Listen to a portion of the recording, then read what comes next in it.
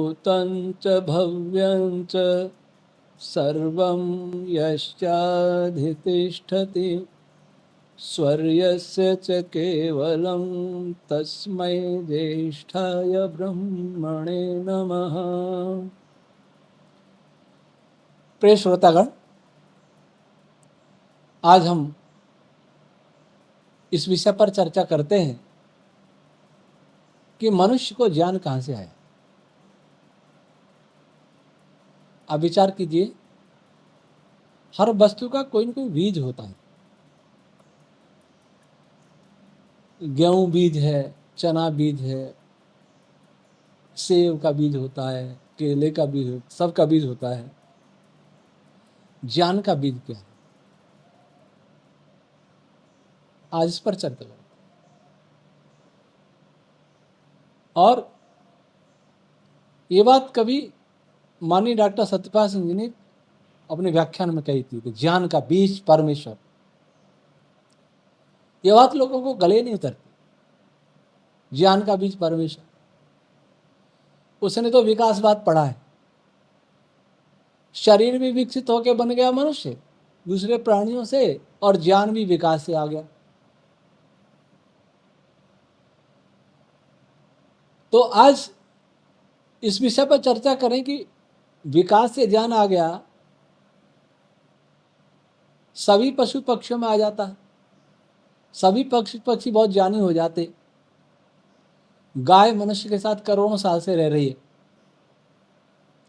लेकिन गाय मनुष्य से कुछ भी ज्ञान नहीं ले सकी, न भाषा ले सकी, न ज्ञान ले सकी। जितने पालतू पशु हैं वो मनुष्य के साथ करोड़ों से वर्ष से रह रहे हैं, लेकिन किसी ने भी भाषा नहीं सीखी, न ज्ञान लिया। इतना ही लिया कि वो हाँकने का कहेगा, चारे का कहेगा, चारा डाल दो खा लेगा, बस। इससे ज़्यादा कोई ज्ञान नहीं आया उसमें।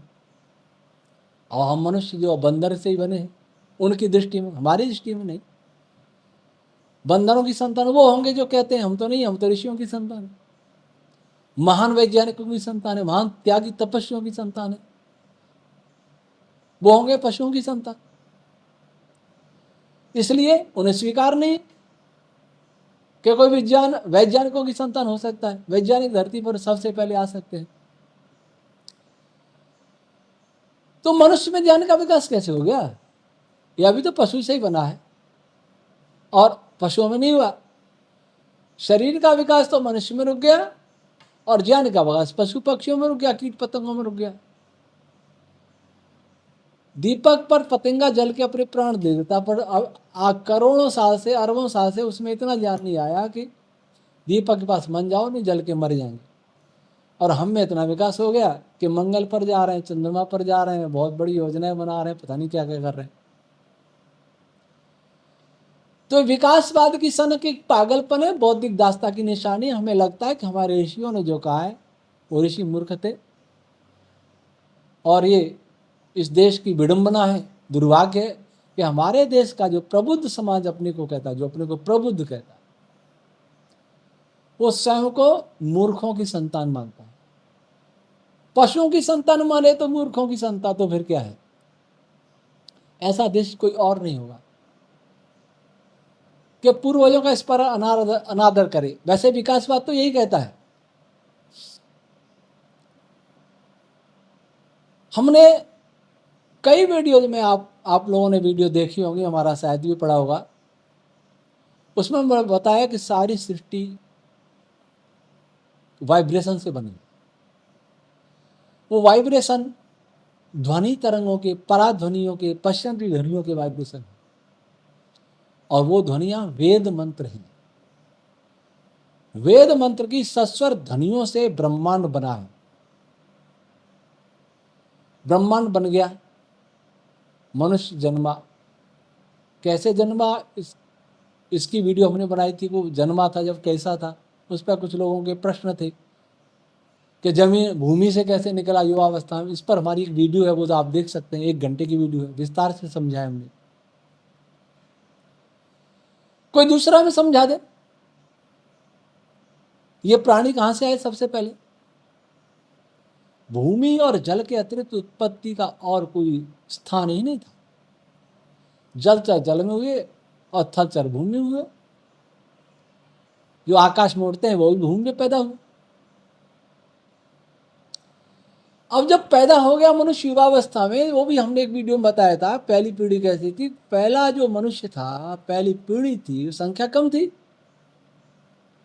क्योंकि भूमि से बहुत कम भाग, जल से बहुत कम भाग बाहर निकला था।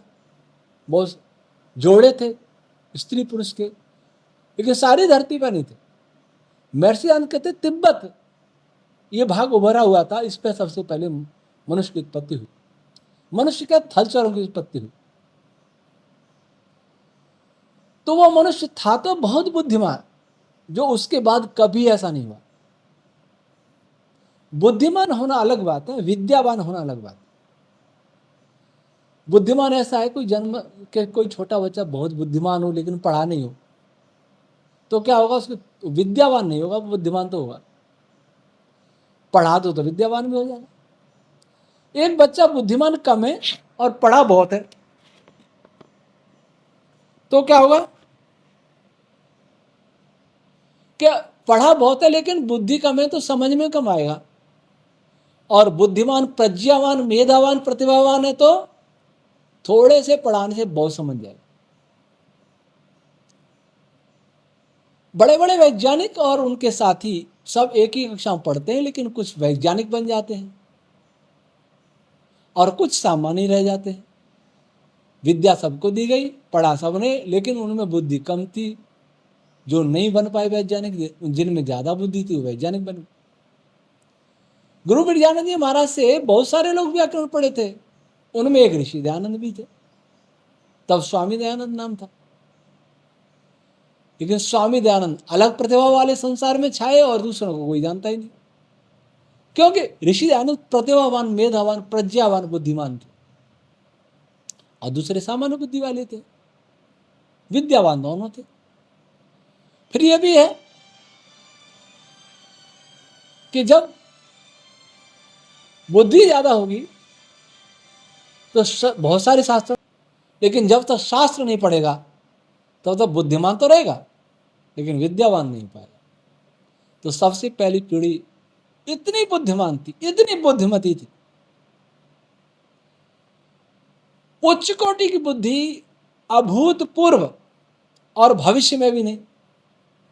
अभूतपूर्व तो ये नहीं कह सकते कि पहली पीढ़ी में, उससे सृष्टि में, उससे इस सृष्टि में तो कोई पैदा ही नहीं हुआ था और पिछली सृष्टि में भी पहली पीढ़ी ऐसी होगी, लेकिन संपूर्ण सृष्टि काल में दूसरी पीढ़ी ऐसी नहीं हो सकती जितनी वो थी। अब युवावस्था में निकले भूमि से,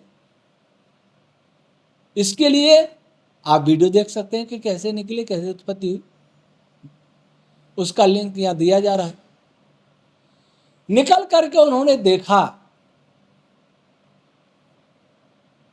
वनस्पतियों को देखा, पशु पक्षियों को देखा, तारों को देखा, पृथ्वी को देखा, सागरों को देखा, चंद्रमा को देखा, सब देखा।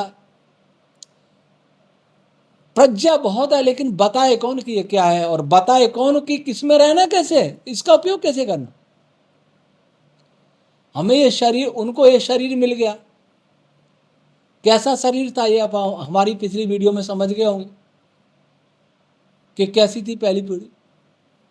ऐसा शरीर ऐसा कभी किसी को प्राप्त नहीं हुआ फिर उसके बाद। लेकिन उसका उपयोग करें, उपयोग कैसे करें, क्या करें, दूसरों के साथ क्या व्यवहार करें, दूसरे मनुष्य हैं, पशु हैं। तो चार ऋषि जो थे, जिनका नाम अग्नि, वायु, आदित्य, अंगिरा माना जाता है, उन्होंने समाधिस्थ अवस्था में, ये उनके संस्कार थे। पहली पीढ़ी के मनुष्य जीवन मुक्त जैसे होते हैं, क्योंकि सभी मुक्ति से आते हैं, मुक्ति का काल भोग करके आते हैं, और मुक्ति के काल में भी, मुक्त आत्मा में भी सबका समान स्तर नहीं होता। वो चार उच्च स्तर वाले थे, क्योंकि ब्रह्मांड उन तरंगों से बना था, वैदिक रश्मियों से बना था, वेद मंत्रों की ध्वनियों से बना था, सस्वर ध्वनियों से बना था। उनका शरीर भी इसी से बना था, पार्टिकल भी इसी से बने थे, सब कुछ बना था। उन्होंने ध्यान में, सवितर्क समाधि, सविचार समाधि में उन ध्वनियों को ग्रहण किया। सब जगह ध्वनियां है, वो तरंगे हैं, रश्मियां हैं, वैदिक छंद है, वो उनके अंदर मस्तिष्क में प्रवेश होते गए, अंतःकरण में प्रवेश होते गए। कैसे हुए? जैसे आप कंप्यूटर में डाटा एक से दूसरे में ट्रांसफर करते हैं, तुरंत कर लेते हैं, वैसा ट्रांसफर हुआ। ऐसा नहीं कि उनको बहुत समय लगा। बहुत समय लगता तो तब तक व्यवहार मनुष्य कैसे करता? मैं पहले बता रहा हूं कि वो पीढ़ी इतनी उन्नत थी, हमारी कल्पना के बाहर, कोई उपमा नहीं दी जा सकती। और इतने उच्च कोटि के योगी थे कि, और परमेश्वर की कृपा, परमेश्वर की कृपा उसी पर होती है जो वास्तव में योगी होता है, योग का नाटक करने वाला नहीं। अत्यंत प्रज्ञा हो, यम नियम का पालन, पूर्ण परिपालन हो, मन में भाव भी विपरीत ना आने पाए, जीवन मुक्त पुरुष की जो स्थिति होती है उस स्थिति के वो मनुष्य थे, जैसे मोक्ष में ही बैठे। वो वेद की ऋचाएं उनके अंतःकरण में प्रविष्ट होती गई और प्रविष्ट हुई, लेकिन उनका अर्थ, ध्वनि तरंगों से ब्रह्मांड बना है, लेकिन उनका अर्थ कौन बताए? जैसे आज सब जगह मोबाइल की तरंगें भरी हुई, रेडियो तरंग, वो रेडियो तरंगें किसी का संदेश ला रही। संदेश क्या है ये हम कैसे जाने? पहले तो ग्रहण कैसे करें? जिसके पास मोबाइल होगा वो ग्रहण कर लेगा।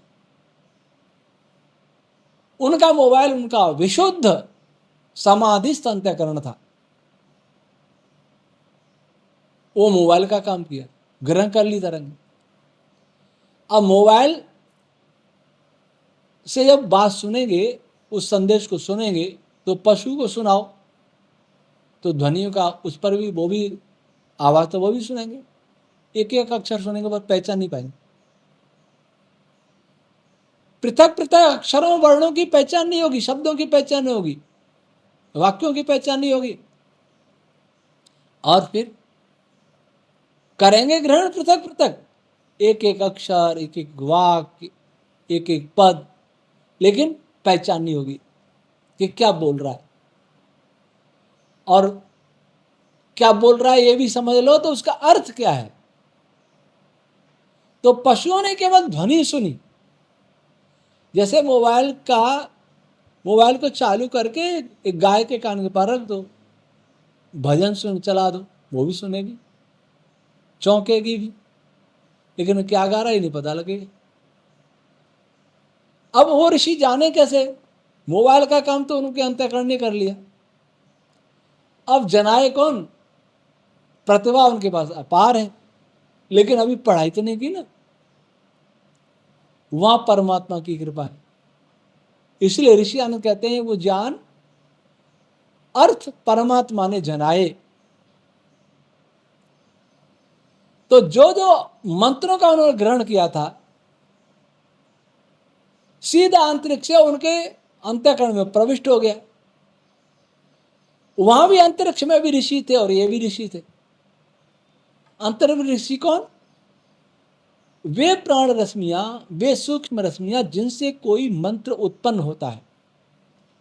आपने देखा होगा वेद में प्रत्येक मंत्र के ऊपर ऋषि लिखा रहता है। वो ऋषि आका अंतरिक्ष से ऋषि है, उस ऋषि से उत्पन्न होता है वो मंत्र। और अनेक ऋषि ऐसे हुए जिन्होंने उस ऋषि के नाम से अपना नाम रख लिया, क्योंकि उन्होंने इस मंत्र का एक विज्ञान खोजा, सबसे पहले विज्ञान खोजा। लेकिन ब्रह्मा जी अग्नि वायु आदित्य अंगिरा से पहले नहीं, बाद में। तो उपकार के लिए वो नाम रखा जाए, उन्होंने नाम अपना रख लिया, और उपकार के लिए स्मरण करने के, ये ऋषि आनंद का मत है। लेकिन बहुत से ऋषि ऐसे भी हैं जो किसी का नाम ही नहीं हो सकते। वास्तव में वो ऋषि अंतरिक्ष से ऋषि है, ब्रह्मांडस्थ ऋषि है। उन ऋषियों ने उन मंत्रों को उत्पन्न किया था, अर्थात एक रश्मि से दूसरी रश्मि उत्पन्न होती। रश्मि की परिभाषा महर्षि यास्की ने क्या दी? रश्मि यमना। रश्मि वह है जो दूसरी रश्मि को नियंत्रित करती है, और हम कहते हैं नियंत्रित भी करते हैं, उत्पन्न भी करते हैं। छोटी से बड़ी वाइब्रेशन उत्पन्न होती है, सूक्ष्म ऊर्जा से बड़ी ऊर्जा उत्पन्न होती है। मोटरसाइकिल में चाबी लगाएंगे, थोड़ी सी एनर्जी दी आपने और फिर बड़ी एनर्जी तैयार हो गई। कितना ही बड़ा इंजन हो, बस चाबी लगाते ही शुरू हो जाता है। तो वैसे ही ऋषि रश्मियों से छंद रश्मियां उत्पन्न हुई, और छंद रश्मियां ही वेद मंत्र हैं। तो उन ऋषि रश्मियों के पास जो वेद थे, जो मंत्र थे, वो इन ऋषियों ने ग्रहण किए समाधिस्थ होकर के। तुरंत ग्रहण हुए, सत्वर। जैसे मैंने बताया कंप्यूटर में डाटा ट्रांसफर करते ऐसे, और फिर समाधि में ही परमात्मा ने अर्थ जनाए। ये जो ज्ञान प्राप्त हुआ, जो ग्रहण किया, वो कैसे किया उस स्वयं वेद बताता है। आज उन मंत्रों को मैं नहीं ले रहा, वीडियो लंबा हो जाएगा। उन मंत्रों में ये रहस्य खोला है कि उन ऋषियों से, आकाश वाले ऋषियों से, अंतरिक्ष में जो ऋषि थे, ऋषि रश्मियां, जिनके साथ वेद मंत्र, जिन्होंने वेद मंत्र उत्पन्न किए थे, उनसे इन्होंने ग्रहण किया। एक एक मंत्र, एक एक पद क्रम से उनके अंदर आते जा रहे थे। जैसे विश्वानि देव सवितर दुरितानि परासो, ये मंत्र है, तो विश्वानि देव सवितः, ये क्रम से आ रहे थे और इतनी शीघ्रता से आ रहे थे, फिर भी उसमें कहीं भी कुछ भी त्रुटि नहीं थी। अक्षर की, मात्रा की, पद की तो संभव ही नहीं है। विशुद्ध रूप में छान छान के आ रहे थे। वेद क्या कहता है? जैसे सत्तू छानते हैं, आटा छानते हैं चालनी से, तो शुद्ध शुद्ध नीचे आता, कचरा ऊपर आ जाता। छन छन के आ रहे थे। ऐसा नहीं कि एक मंत्र के साथ, एक विश्वानुदेव है, दूसरा मंत्र, असंख्य मंत्र है ब्रह्मांड में। तो असंख्य, असंख्य मतलब यही मंत्रों की बार बार आवृत्ति, असंख्य मंत्र नहीं है, लेकिन असंख्य संख्या में भरे हुए वो। जैसे गायत्री मंत्र है तो असंख्य है वो मात्रा में। विश्वानुदेव ये भी गायत्री मंत्र है, असंख्य। तो सभी ऋचा असंख्य मात्रा में भरी हुई, उनसे ब्रह्मांड बनाया तो असंख्य होगा, ब्रह्मांड बहुत बड़ा है। तो ऐसा नहीं कि जब वो ग्रहण करे विश्वानुदेव तो दूसरा भी बीच में आ गया, यह शुद्धि नहीं हुई। न तो पद आगे पीछे हुए, ठीक क्रम से आए। दूसरा मंत्र का कोई पद नहीं जुड़ पाया, दूसरे पद की कोई मात्रा कहीं की मिस्टेक हो जाए, ऐसा नहीं हुआ। कंप्यूटर में हो सकता है, लेकिन वहां ऐसा कंप्यूटर था परमात्मा का कि कुछ भी नहीं हुआ। और उनका अंतःकरण कंप्यूटर था, और उन्होंने ग्रहण कर लिया। उनमें सामर्थ्य थी, फिर उनको परमात्मा ने भी ज्ञान दे दिया, उनका अर्थ बता दिया। अगर उनकी सामर्थ्य नहीं होती तो ग्रहण नहीं कर पाते, और परमात्मा भी फिर अर्थ क्या बताता। वो सामर्थ्यवान थे, ग्रहण कर लिया, और उनका अर्थ ईश्वर ने बता दिया। अर्थात ईश्वर का साक्षात्कार करके जान लिया। ईश्वर कोई साकार तो है नहीं, जाके पढ़ाने बैठ गया, अंदर ही अर्थ प्रकट होता गया। तो जो 4 ऋषियों ने मंत्र ग्रहण किए उसी में थे 20,500 लगभग। कुछ मंत्र ऐसे भी जो उनमें नहीं है, ब्राह्मण आदि ग्रंथ में है, आश्वलायन स्रोत सूत्र में है, वो भी सृष्टि में है। लेकिन कुछ ऐसे भी मंत्र होंगे जो सृष्टि में है लेकिन उन्होंने ग्रहण नहीं किए, क्योंकि उनका अनंत सामर्थ्य था नहीं। ईश्वर का सामर्थ्य अनंत है, ऋषियों का अनंत सामर्थ्य होता नहीं, किसी का भी नहीं हो सकता, किसी मनुष्य का। इसलिए और भी ऐसे मंत्र होंगे जो सृष्टि बनाने में काम आए, लेकिन उन्होंने ग्रहण नहीं किया, क्योंकि एक तो उनका सामर्थ्य सीमित, और दूसरा मनुष्य के उपयोग के लिए यह पर्याप्त पूर्ण ज्ञान था। और पूर्ण ज्ञान है वेद। जिस दिन वेद की सही व्याख्या हो जाएगी, पूर्ण व्याख्या हो जाएगी, उस दिन हमें पता चलेगा कि इसके अतिरिक्त कहीं और कोई ज्ञान नहीं है। उसका विस्तार ऋषियों ने किया है, लेकिन मूल सब वही है। चारों को एक एक का ज्ञान हुआ, और चारों ने मिलके एक बहुत बड़े व्यक्ति को पढ़ाया, उनके जैसे स्तर के वो थे ब्रह्मा जी, चारों ने उनको बता दिया। उन्होंने भी त्वरित ग्रहण किया, उनको ऐसा नहीं पढ़ा। अब जरा सोचिए, उस समय व्याकरण व्याकरण पढ़ा था क्या उन्होंने? निरुक्त पढ़ा था? ये कुछ नहीं था, केवल वेद था, पुस्तक नहीं थी। उनके मन में था, उनके अंतःकरण में था, वो वेद था। वो उन्होंने सुनाया और उन्होंने ग्रहण कर लिया, अथवा योग बल के द्वारा उनके अंदर प्रविष्ट करा दिया हो, यह भी संभव। फिर ब्रह्मा जी ने उस समय जो मनुष्य थे उन सबको बताया। मनुष्यों की संख्या कम थी, महिला पुरुष सभी पूर्ण वेदज्ञ हो गए। और वो सबसे पहली पीढ़ी ऐसी पीढ़ी थी, अकल्पनीय, अद्भुत। और उस पीढ़ी ने फिर आगे ज्ञान अपनी संतानों को देते रहे। इस प्रकार से ज्ञान का विकास इस मनुष्य जाति में हुआ। इसके अतिरिक्त ज्ञान के विकास का और कोई सिद्धांत तर्क संगत हो ही नहीं सकता। आवश्यकता इस बात की है कि हम पश्चिमी दास्ता को त्याग कर बुद्धि से सोचे, बुद्धि से सोचेंगे तो यह विज्ञान समझ में आएगा। और पश्चिमी दास्ता के वशीभूत हट करेंगे तो कुछ भी समझ में नहीं। जो ऐसा हट करेंगे उनसे मैंने पहले पूछ लिया कि विकास का सिद्धांत पशुओं में कहाँ चला गया, वो तो कुछ भी नहीं सीख पाए। आज भी सिखा के देख लो। हमसे पहले ठीक पहले बंदर था, उनकी दृष्टि में, हमारी दृष्टि में नहीं। बंदर को सिखा के देख लो वेद मंत्र, कैसे बोलेगा। या कोई भी विद्या किसी कॉलेज यूनिवर्सिटी में पढ़ा के देखो, विद्यालय में ले जाओ, कपड़े पहना उसे ही फाड़ देगा। तो ज्ञान का विकास यही है कि 4 ऋषियों ने ब्रह्मांड से वेद मंत्रों को ग्रहण किया, सत्वर ग्रहण किया और उसको ब्रह्मा जी को दिया। और ब्रह्मा जी ने उस समय जन्मे सभी मनुष्यों को ये ज्ञान दिया। वो ज्ञान इस सृष्टि में रहने की कुंजी थी।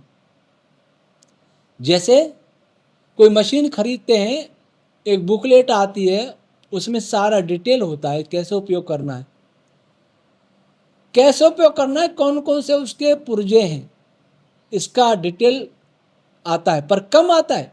यह तो आता है उपयोग कैसे करना है, पर इसका स्ट्रक्चर क्या है, कैसे बनाया, किसने बनाया, ये तो उसमें भी नहीं होता। लेकिन ईश्वर जो ज्ञान देता है कि वो ईश्वर का ज्ञान, इसलिए ये कहा जाएगा कि वो ज्ञान ईश्वर ने दिया, क्योंकि समाधिस्थ हुए, ईश्वर का साक्षात हुआ और तब वो तरंगे ग्रहण की और तब वो ज्ञान भी आया। तो ज्ञान ईश्वर का हुआ। तो ईश्वर का ज्ञान पूर्ण होता है, क्योंकि वेद मंत्रों से सृष्टि बनी है, इसलिए वेद मंत्रों में संपूर्ण सृष्टि का ज्ञान भरा है, संपूर्ण विज्ञान भरा है और व्यवहार भरा है, कैसे हमें सृष्टि का उपयोग करना है।